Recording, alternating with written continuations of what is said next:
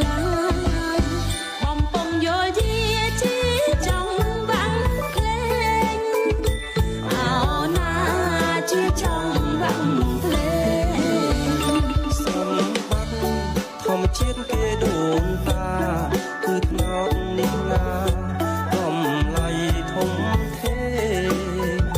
សម្បត្តិធម្មជាតិគេដូនតាគឺថ្នោតនេះណាតម្លៃធំធេខំដាំខំដុតស្រីប្រុស